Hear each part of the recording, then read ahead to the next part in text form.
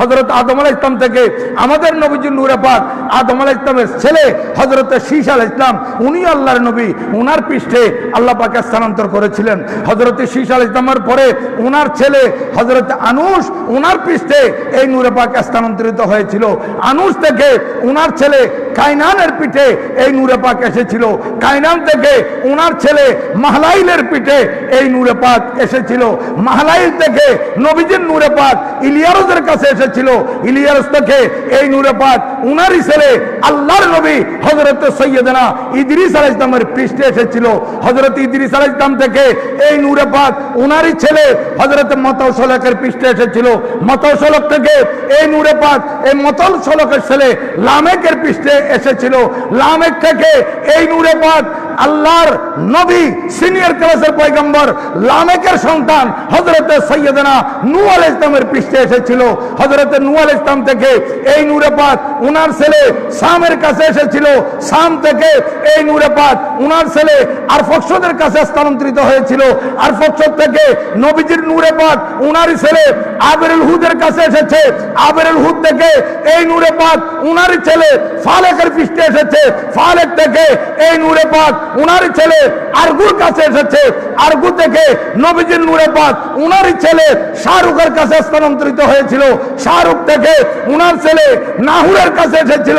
নাহুর থেকে উনার ছেলে তারুকের কাছে এসেছিল। তারুক থেকে উনার ছেলে হযরত সৈয়দনা ইব্রাহিম খলিলুল্লাহর পৃষ্ঠে এসেছিল। হযরত সৈয়দনা ইব্রাহিম আলাইহিস সালাম থেকে এই নূরে পাক উনারই ছেলে হযরত সৈয়দনা ইসমাঈল জবিহুল্লাহ আলাইহিস সালামের পৃষ্ঠে এসেছিল। এইভাবে ধারাবাহিক এই নূরে পাক স্থানান্তরিত হতে হতে আমার নবীজির পূর্বপুরুষ আদনানের কাছে এসেছে।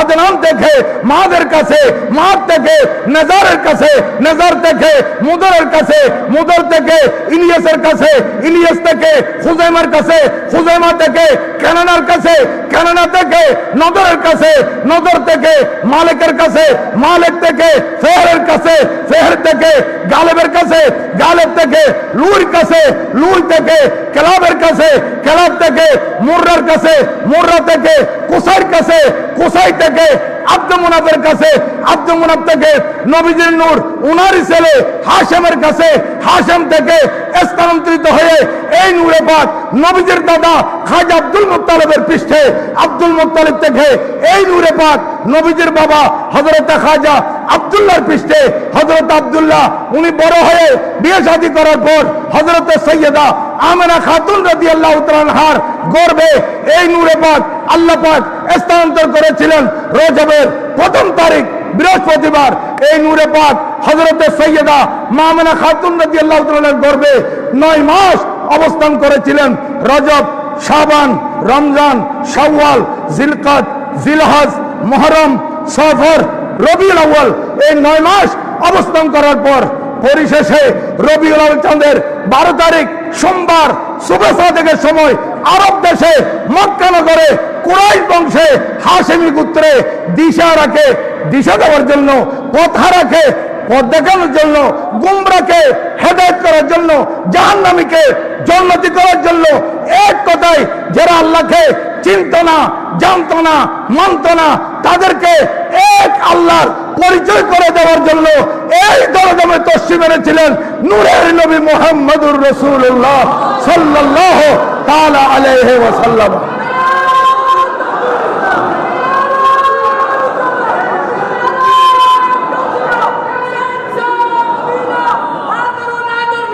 জিন্দাবাদ, জিন্দাবাদ।